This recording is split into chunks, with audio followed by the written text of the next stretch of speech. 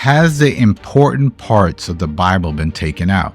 Thank you for tuning into my channel.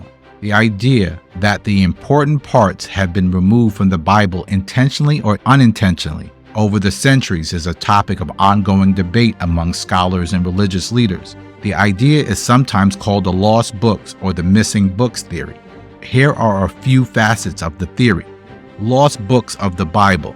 Some ancient texts are mentioned in the Bible but are not included within its canon. Examples include the Book of Jasher, the Book of the Wars of the Lord, and the Acts of Solomon, among others. Why these books are not included in canon is not always clear, but it could be due to their content not aligning with accepted theology, being viewed as non-inspired, and simply being lost over time. Editing and translation issues. The Bible has been translated into many different languages over the centuries, and each translation carries the potential for errors, misinterpretations, or intentional changes. Some believe that the key meanings have been lost or distorted through the process. The council decisions. Councils like the Council of Nicaea, the Council of Rome, and the Council of Carthage played important roles in deciding what books would be included in the Christian canon. Some argue that the political, theological, and personal biases may have influenced these decisions. So the question is, why read something that is tampered with? Has the devil tampered with the Bible to the point it is rendered useless to the people who truly want to follow the Most High? I use the word devil due to the lack of a better word. The devil is Edom, or the ruling bloodline on the earth. When you read the scriptures, it is abundantly clear that the Most High rules, and that no being operates without his approval. Nothing can be done in heaven or in earth without his sign-off, good or bad, whether we like it or don't like it.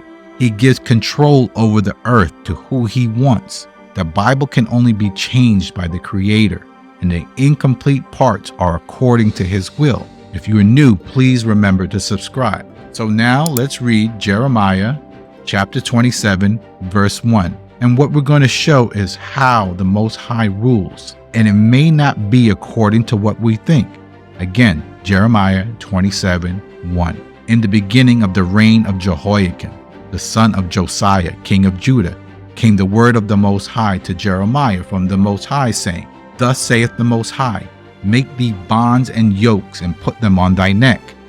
Sometimes the Bible is literal, and sometimes it's metaphorical. But in this case, it is literal. Jeremiah actually made yokes and sent them to these people. Verse 3, and send them to the king of Edom, and to the king of Moab, and to the king of the Ammonites, and to the king of Tyrus, and to the king of Zidon, by the hand of the messengers which come to Jerusalem unto Zedekiah king of Judah, and command them, and say unto their masters, Thus saith the Most High of hosts, the Elohim of Israel, Thus you shall say unto your masters, I have made the earth, the man and the beast that are upon the ground, by my great power and by my stretched out arm, and I have given it to whom seem meet to me. I don't think people really understand the power and the majesty of the Most High, because it doesn't jive with our thinking. Verse 6, and now I have given all these lands into the hand of Nebuchadnezzar, king of Babylon, my servant, and the beasts of the field have I given him also to serve him, and all nations shall serve him, his son and his son's son, until the very time of his land come. And then many nations and great kings shall serve themselves of him. So what the Most High has given this land to Nebuchadnezzar. It doesn't matter if Nebuchadnezzar is going to be evil or good. He's going to do some good things and some bad things. But the Most High has chosen him to be ruler. Whether you think it's a good decision or not doesn't really matter. The idea that the devil operates while the Most High is powerless is ridiculous. The Most High is all-powerful, all-knowing, and intervenes as he seems fit. Now, it may not happen the way we like or expect. That's why it's important to read as much of the scriptures that we have as possible, so we can set our expectations. In other words, so you can get to know your Creator and how he operates. The reason some believe the Bible is tampered with is because they don't know the Most High. Anything that is missing is because he wants it missing, whether it be the new moon or when the feast days occur. These things are all done under his operation. Now let's go to Isaiah 45 verse 6. That they may know from the rising of the sun and from the west that there is none besides me. I am the Most High, and there is none else. I form the light, I create darkness. I make peace and create evil. I, the Most High, do all these things. The Most High creates evil. Make sure you get to know your Creator and not have an idealistic picture in your head or what others have painted for you. I hear lines in movies discussing if there was a God, why would he let these things happen?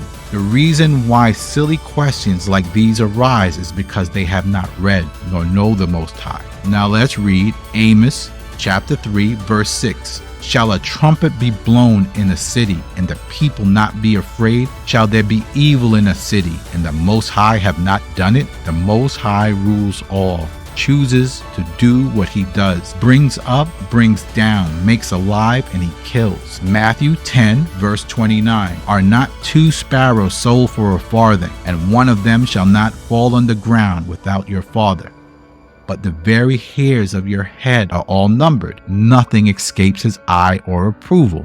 Now let's read Daniel chapter 4 verse 31. While the word was in the king's mouth, there fell a voice from heaven saying, O Nebuchadnezzar, to thee it is spoken, the kingdom is departed from thee.